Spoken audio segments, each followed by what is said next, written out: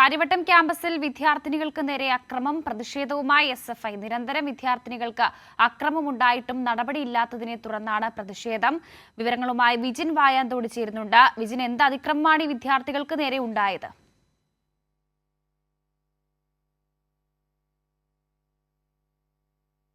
ലൈംഗിക അതിക്രമത്തിലേക്ക് ഉള്ള നടപടികൾ പലരുടെയും ഭാഗത്തുനിന്ന് ഈ വൈകുന്നേരത്തിന് ശേഷം ഉണ്ടാകുന്നു എന്നുള്ളതാണ് പ്രധാനമായും വിദ്യാർത്ഥിനികളുടെ പ്രതിഷേധത്തിന് കാരണമായത്. എസ്എഫ്ഐയുടെ നേതൃത്വത്തിലാണ് ഇത്തരത്തിലൊരു പ്രതിഷേധം നിലവിൽ നടക്കുന്നത്.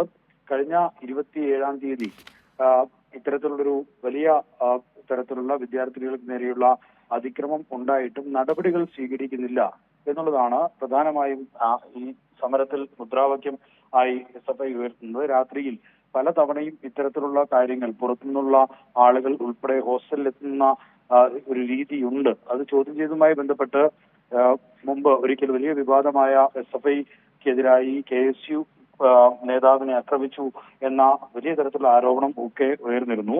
അതിന്റെ നിജസ്ഥിതി പിന്നീട് പുറത്തു വരികയും ചെയ്തു. KSU പ്രവർത്തകർ അതിക്രമിച്ച് കടക്കുകയും അത് ചോദ്യം ചെയ്തതാണ് ഇത്തരത്തിലുള്ള പ്രശ്നങ്ങളിലേക്ക് കാര്യങ്ങൾ എത്തിയത് എന്ന നിജസ്ഥിതി പിന്നീട് പുറത്തു വരികയും ഒക്കെ ചെയ്തിരുന്നു. എസ്എഫ്ഐ അന്നു മുതൽ ആവശ്യപ്പെട്ടുകൊണ്ടിരിക്കുന്നത് ഇത്തരത്തിൽ വിദ്യാർത്ഥിനികൾക്ക് ഉൾപ്പെടെ ഹോസ്റ്റലിൽ വൈകുന്നേരത്തിന് ശേഷം പലതരത്തിലുള്ള അതിക്രമങ്ങൾ ഉണ്ടാകുന്നുണ്ട്. അത് തടയാനുള്ള നടപടികൾ വേണം എന്നുള്ളതാണ്.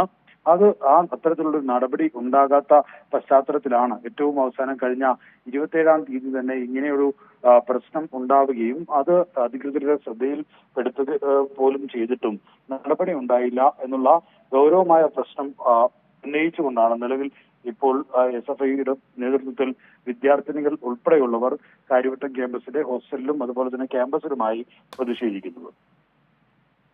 ഈ കാര്യവട്ടം ക്യാമ്പസിലാണ് വിദ്യാർത്ഥിനികൾക്ക് നേരെ ഇത്തരത്തിൽ അതിക്രമം ഉണ്ടായിരിക്കുന്നത്. പ്രതിഷേധം കടുപ്പിച്ചിരിക്കുകയാണ് എസ്എഫ്ഐ.